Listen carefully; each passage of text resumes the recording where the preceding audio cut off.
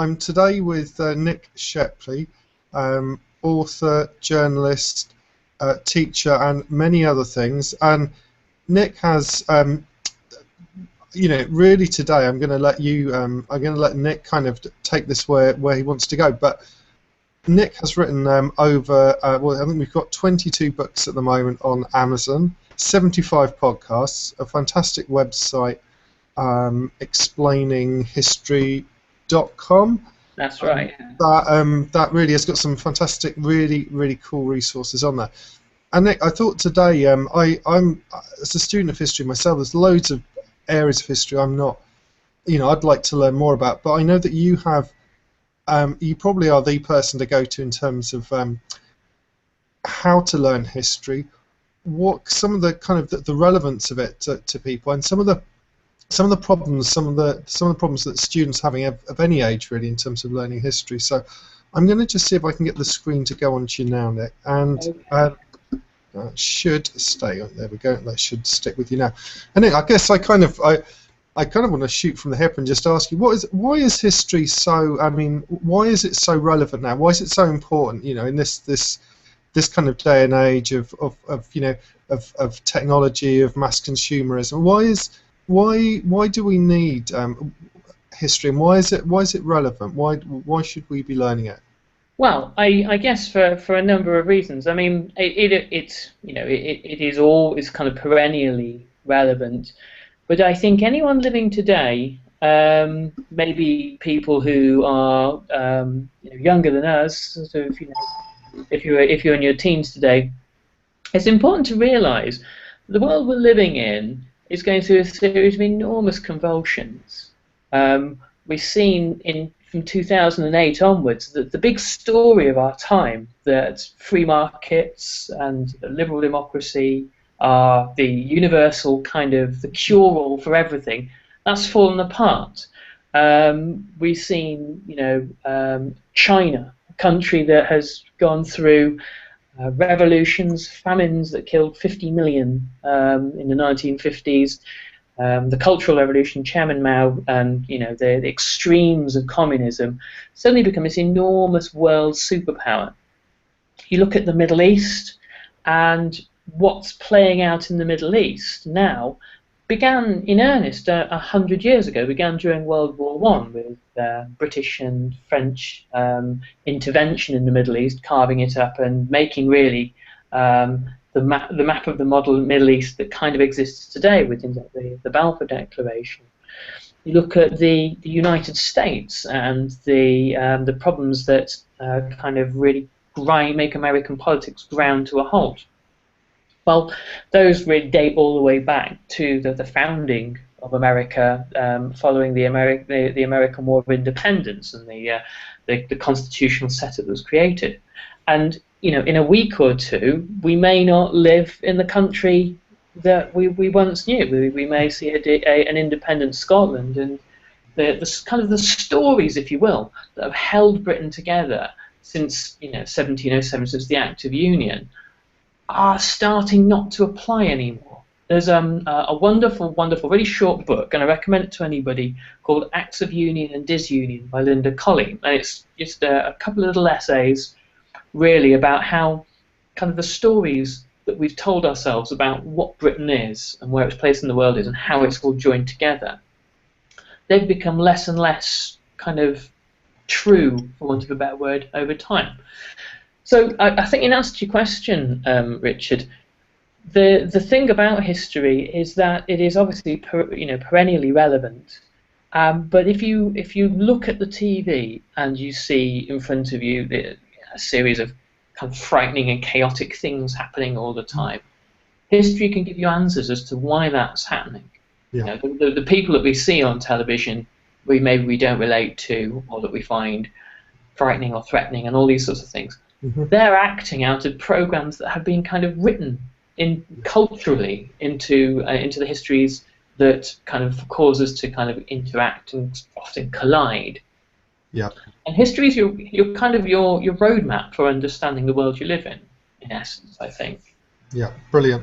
Well, I think when I think of some of my colleagues who are particularly good at understanding the context, be it economically or whatever. There are definitely some people who've, for instance, been able to look ahead and even anticipate things like some of the problems that could have been on the horizon, that were predictable in terms of banking, mortgages, and so on and so forth. But what most of us just see is, like you say, the chaos on the 5 o'clock, the 9 o'clock, the 10 o'clock news, and it does seem quite random, but there is that kind of understanding that context of what has happened does allow you to have the current context to have meaning. Otherwise, it has no meaning. Yes, yeah, and meaning is the point. And I guess you'd appreciate this probably from your work, helping people to kind of attain mastery and change their lives and that kind of thing. That without a kind of a sense of meaning to the world, it's nothing really for human beings makes very much sense at all. We have to, a lot of what history is history's not about learning facts and dates. So obviously you can't do much without that, but it's about discovering meaning within that, and about it's about interpretation.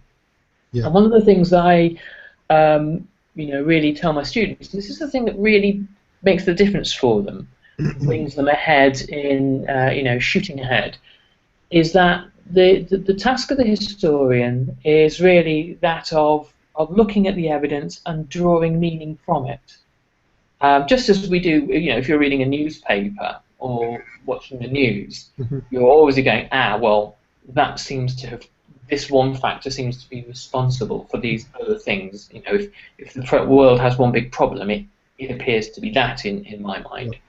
Yeah. In essence, kind of, it's about, I guess, moving away from this notion in history that there are the kind of definitive rights and wrongs. It's a very subjective discipline, and it's about looking at it's less about right and wrong and about the really about constructing convincing arguments. Yeah.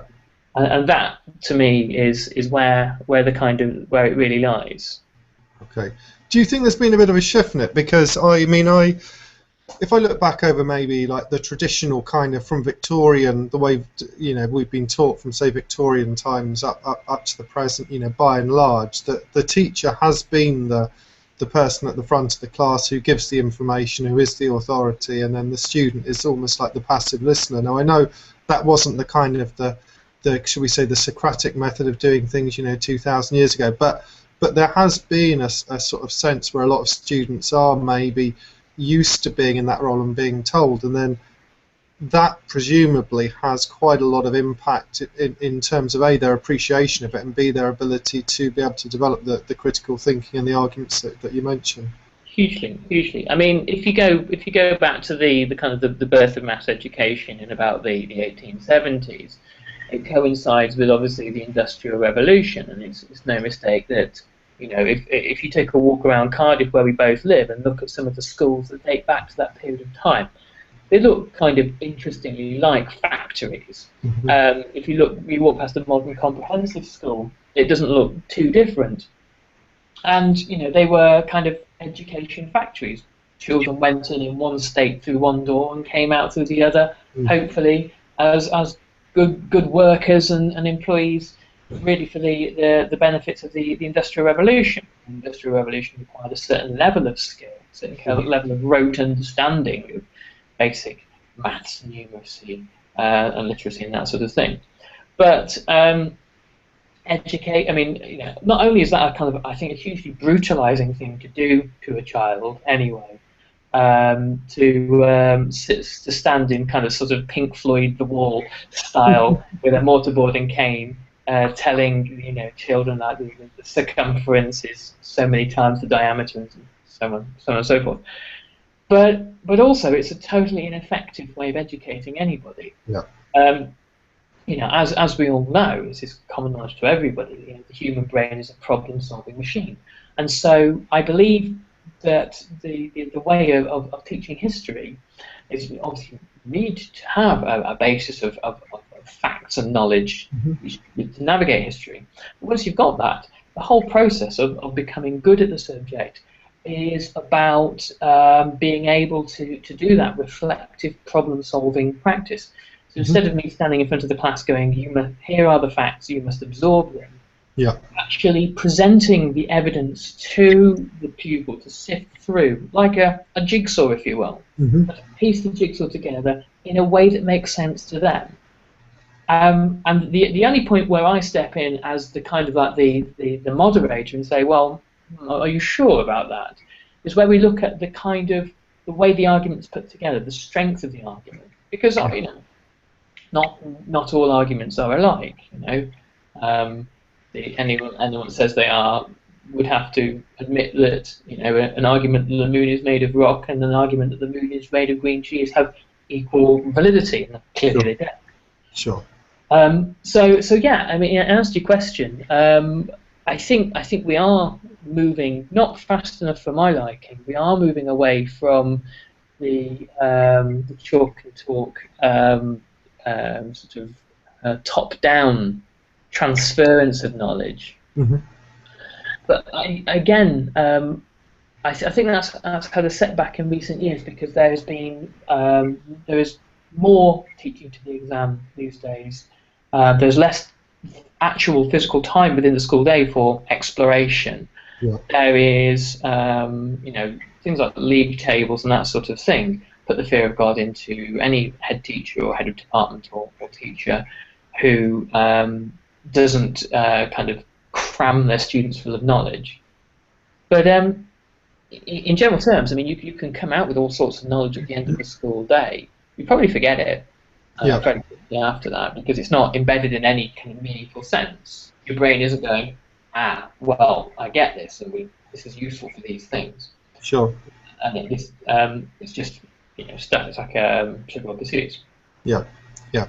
And also, it's not, you know, the one thing I like to see from my students is some of them go off to study history, others go off to study law, others go off to be journalists, or that sort of thing. And a great many of them apply the skills that they've learned in history in terms of being problem solvers, being able to assess evidence and explore it and create meaning from it. And that to me is I hate to use this word, but that to me is a kind of like a productive use of one's energies, or one of the productive uses of one's energies. Yeah, absolutely. What do you think? I mean, that kind of makes sense. So basically, I mean, you know, when I think of learning history and appreciating it, I'm thinking of kind of some of the role-playing scenarios you could do, or even just being able to. One of the things I loved about history was being able to imagine what it would be like in someone else's shoes, in that position, given the context, given the economic, political, social things that were going on around them, and almost try to imagine what it would be like from that perspective, and to take on a number of those considerations and reflections to come up with something that was a bit different. I mean, I'm wondering in terms of students now, what would you say? Would you say students these days are more or less confident in being able to articulate their opinions? Do they feel generally able to do that and have a go, or do they have more of a sense that there is a right way to do it, rather than what you're saying, which is that there are a set of skills that you can learn that may be transferable? I think that the way not just school but society is structured discourages the latter approach, the one I've just been talking about, and it encourages a slightly fearful sense within many students that they've got to get it right. Of all, you know, there are hundreds of potential red herrings out there, and they've got to pick the one that's correct. Yep. And that comes from that's about something much bigger than school. I think, you know, I think that's about really where we've come, kind of almost since the Enlightenment, in that we've applied. We've had some, you know, look at the modern world around us. We have all the evidence of the success we've had of applying critical thinking to the world and forming definitive answers. But that kind of critical approach has seeped into most areas of society. You know, you think of the individual individuals are kind of almost criticised since they're born. You have parenting manuals teaching parents to kind of discipline the baby in a particular way. Children are criticised when they go to school. When they leave school, they are criticised in family relationships, criticised at work. The modern individual is this magnet for criticism. Yes. But it's meant to be a kind of benevolent criticism. It's meant to be a kind of benevolent criticism. It's like, well, we're only doing this to make you a better kind of person, really. Sure. And in some instances, there's something to be said for that approach, but in a great many, it leaves people, crippled and undermined, and with a sense that they haven't got a right really to express themselves. Yeah, no, I agree.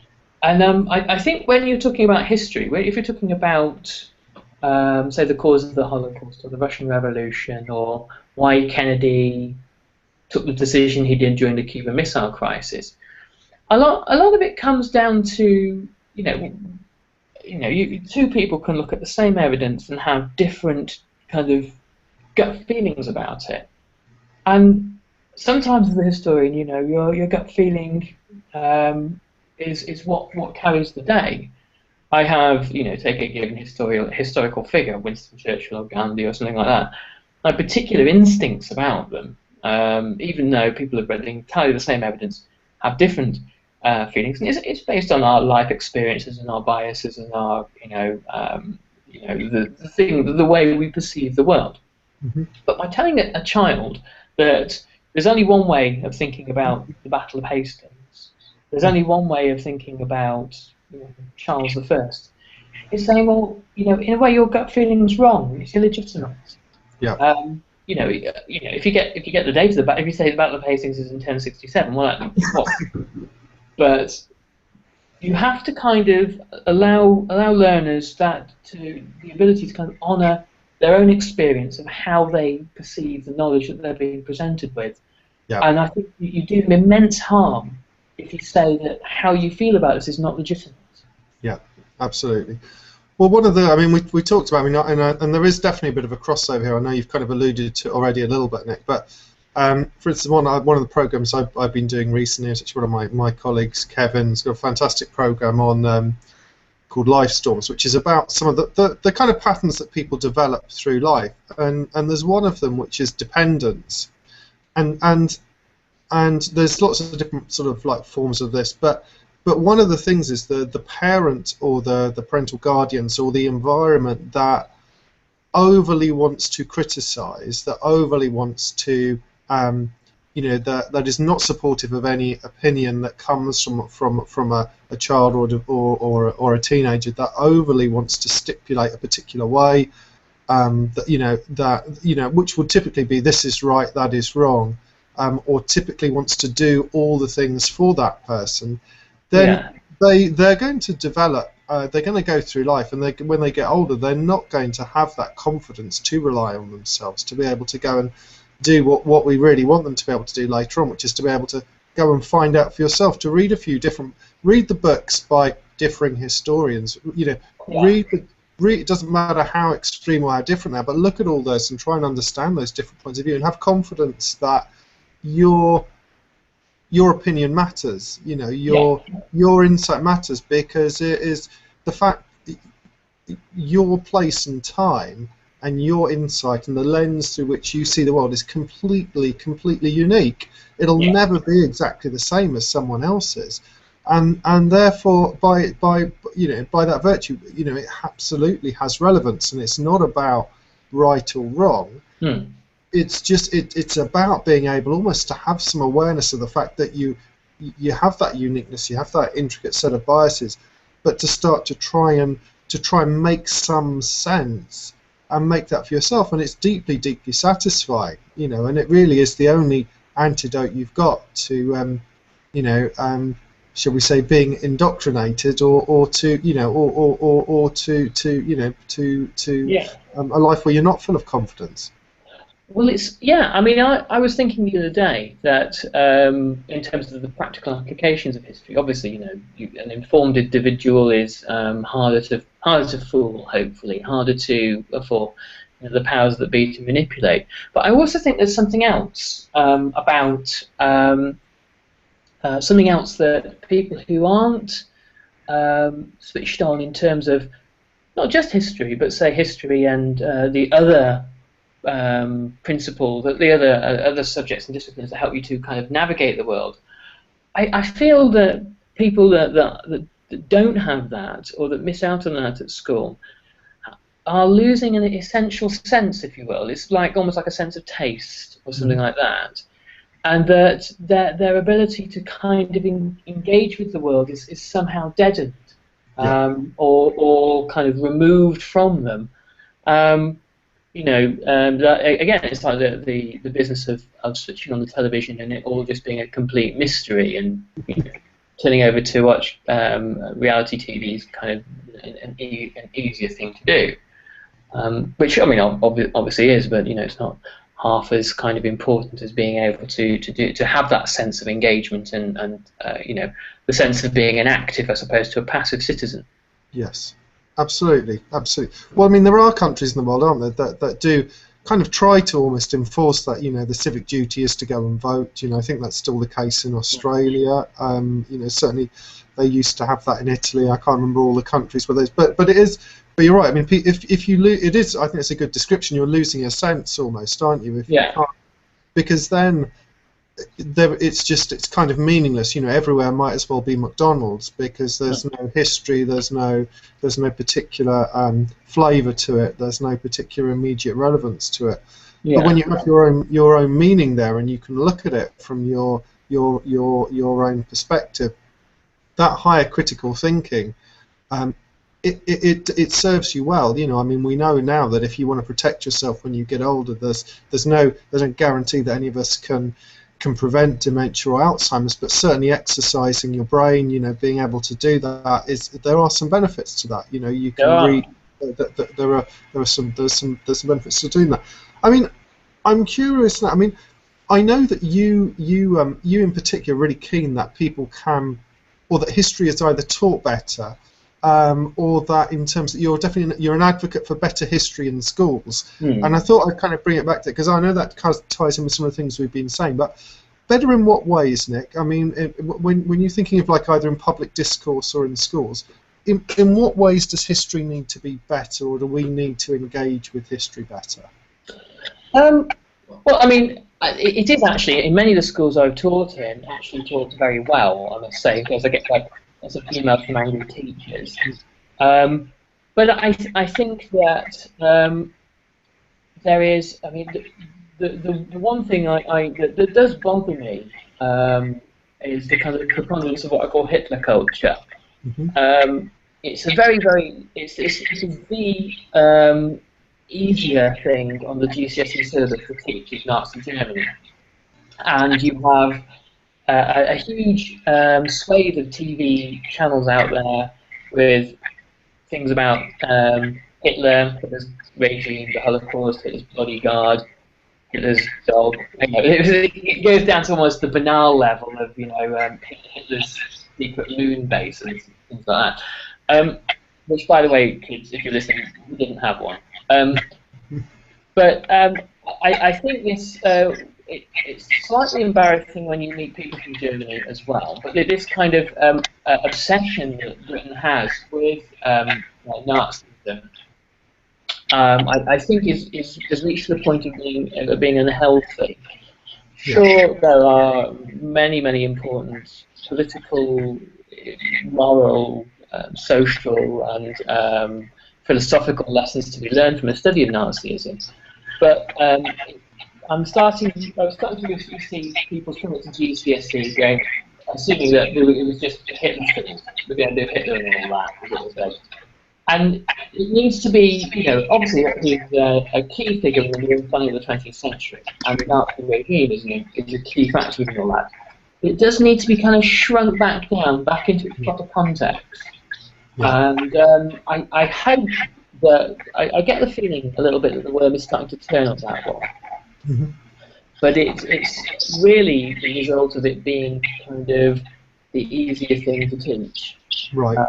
because it's what the kids already know. Yeah. Uh, so that's one issue.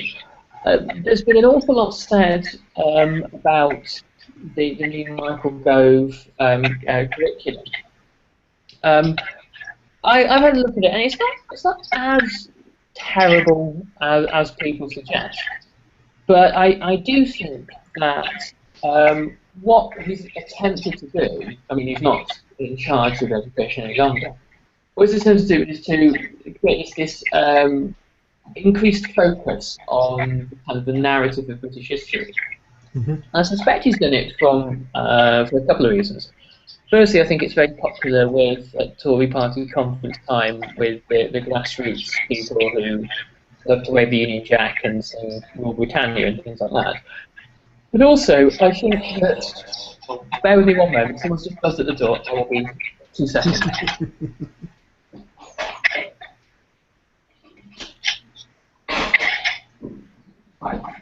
Sorry about that. That's okay. Also, I think that you have a multicultural society which has all manner of kind of like tensions that we're seeing at the moment with things like the rise of UKIP and other such kind of extreme groups. And you've got a country now where we have mass immigration and high poor classes, which have been, British, Welsh, Scottish, Irish, but also Iraqi, Bangladeshi, Russian, Chinese. There's this wonderful mix of all these people from around the world who give you so much insight from their own cultures. And the question that people like Michael Gove ask themselves is like, well, how do we meld all this into a sense of Britishness? How do we take, in this kind of globalised age with mass immigration, how do we make these children British? I'm sure he did it in such crude terms. But I don't think the answer is to teach them about Agincourt exclusively. I mean, I think that is part of the answer. But I think if I was the education secretary, I could create my dream syllabus. It would be, and this would probably eat up hundreds of hours of other people's lessons. But hey, I can do this. I'm imagining it.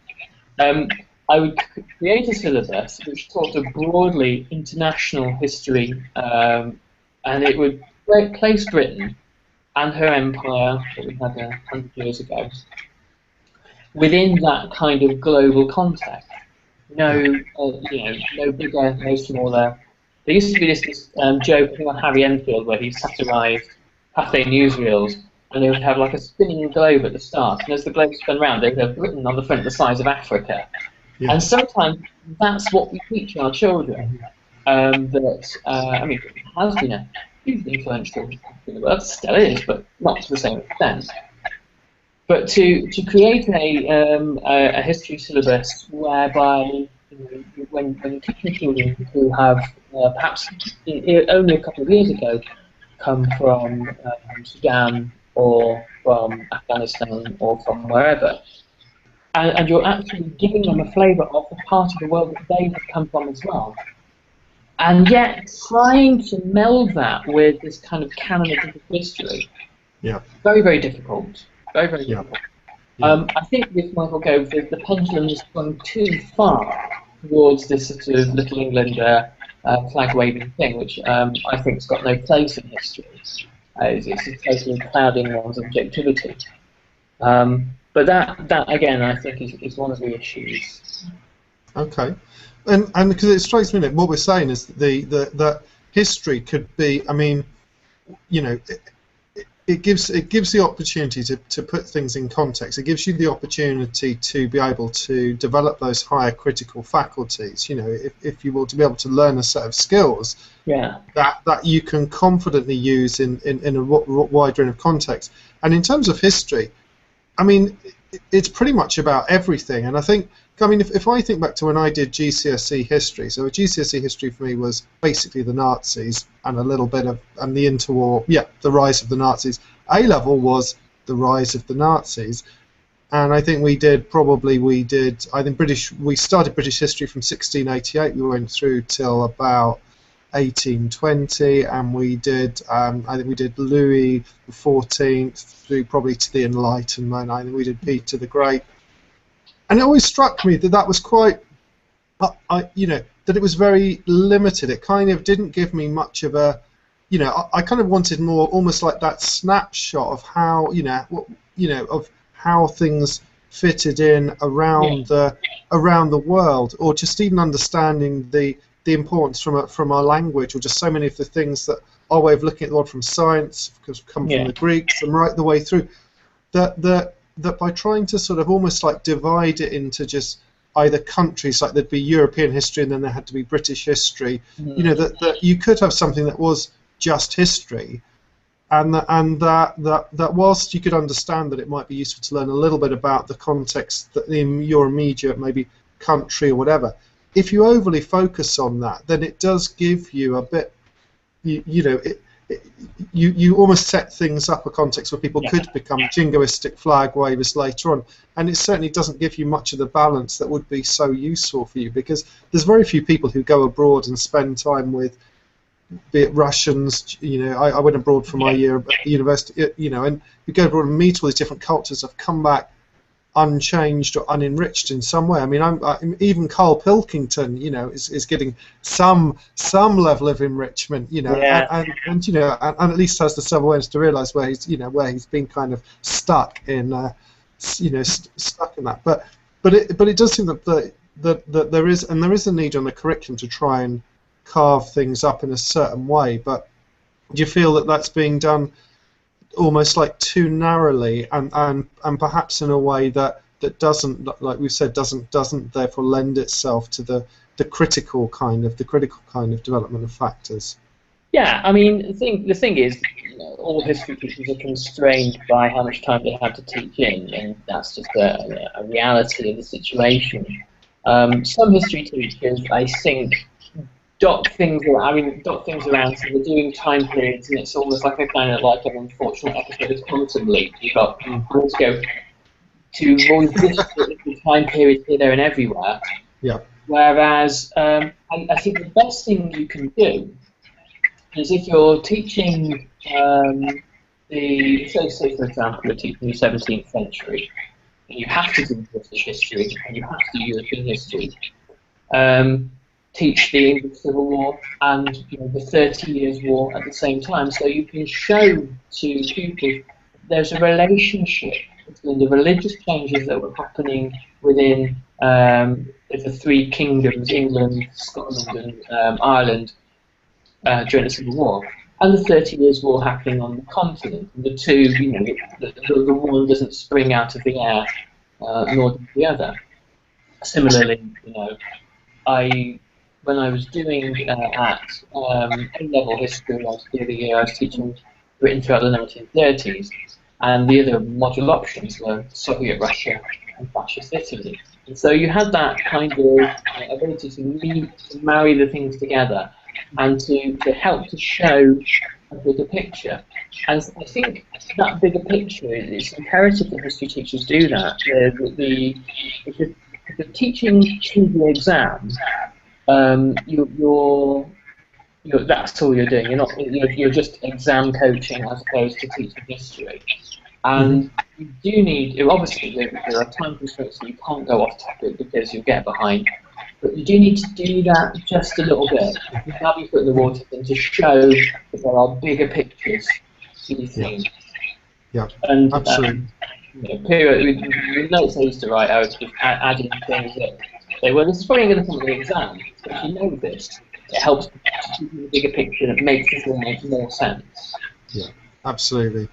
Well, Nick, tell me a little bit, because I know there will be, you've what I really like about what your kind of part of your mission is to help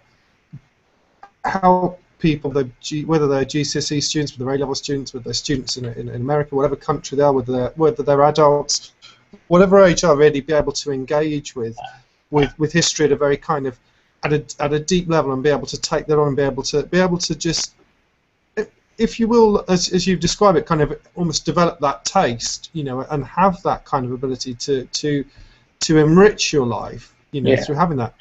And I know that one of the ways that you've done that is you've got some fantastic books on Amazon, but you've also got a big series of podcasts that you do.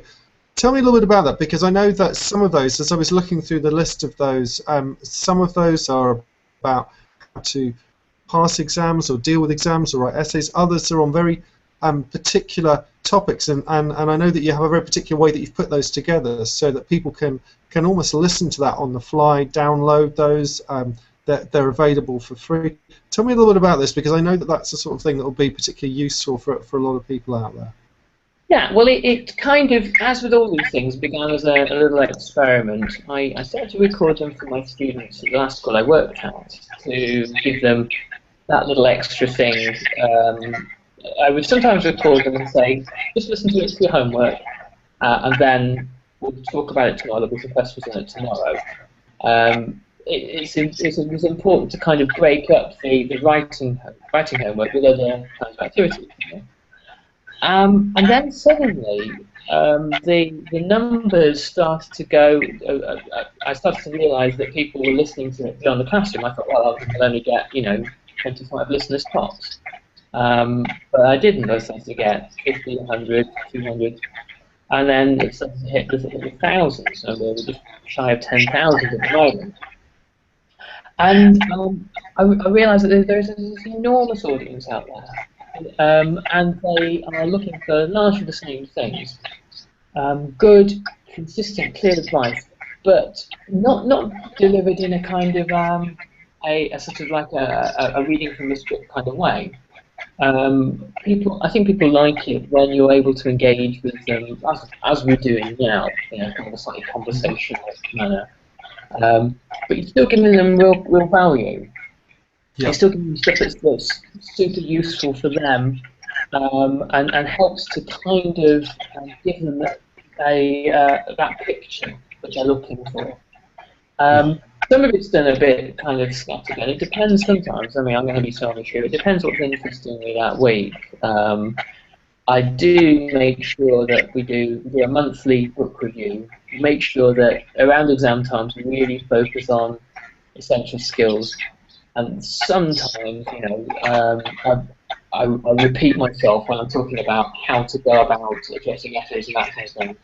But I think that's all valid, Yeah, of course, But also, I try to focus a little bit on the kind of the main topics that you're going to get exam questions on, the answers, and that kind of thing. But I also like to go a little bit off the beaten path and talk about stuff that really would very rarely be covered in a history lesson. I just talked yesterday about Friedrich Hayek, whom is one of the kind of the great economic thinkers who Margaret Thatcher, Ronald Reagan, and the people that really have shaped our economic world as it exists at the moment. Listen to Hayek. But if you know where his thinking comes from, a very strange and convoluted tale, which raises real questions about what we believe in at the moment. But listen to it anyway. I'm not going to do it. Brilliant. Yeah. Well, that's great. Well, I mean, you've got a really interesting range of stuff. I mean, anyone, whether you wanted to learn a topic, or get a flavour of it from scratch, you've got your kind of 15-minute, 20-minute, half-hour segments. There's topics on how to deal with exams, question spot, how to prepare yourself for that. I mean, you've got some really interesting stuff, and you do update that quite frequently. So, yeah. I mean, if people wanted to find you, find Nick Shepley on iTunes, what would they? Is that straightforward still, or would you just? If you look on iTunes for Explaining History, or okay. If you go to my site, there's a link to the podcast in there. It's www.explaininghistory.com, and you can find it from there. If it's possible, I'll see if on YouTube I can put a link in on this video later on. Yeah. Okay, brilliant. Yeah, of course. Yeah, absolutely. Well, we can put that on YouTube. I mean, I think that your site has such good stuff, and what I really like is all the content, the free PDFs, the ebooks you've got on there.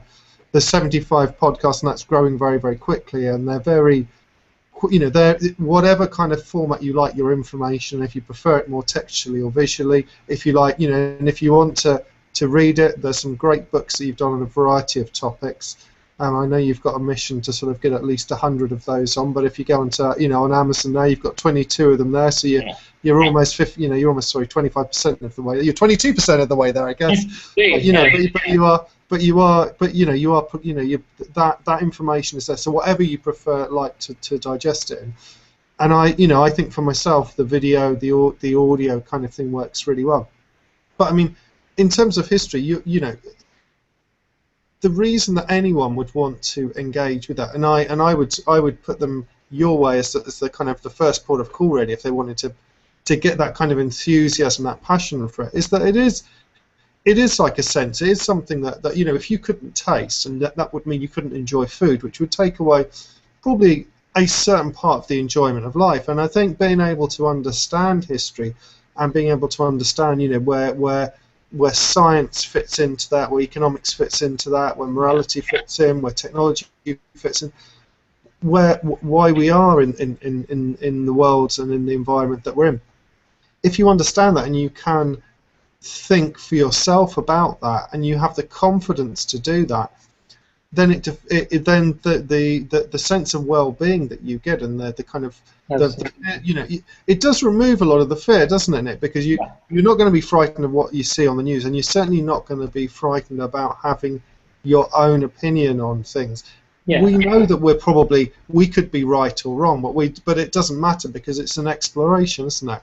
Yeah, it's an exploration, and the more, as you know, as in with things like English literature or anything else, the more tools we have for explaining and exploring the world that we live in, the more filling our little time on Earth will be. Really, that is what I genuinely think.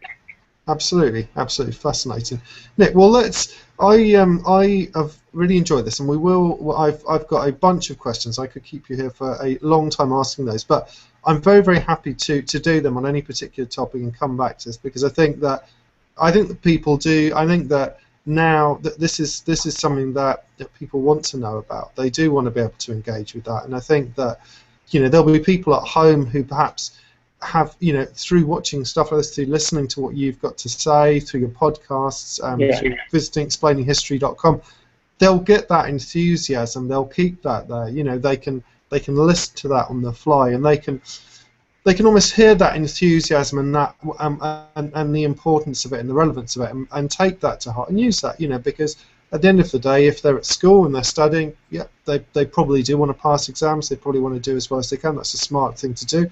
But being able actually to feel that somehow you can relate to the world with more meaning and enjoy your time there even more, then that's something really special, isn't it?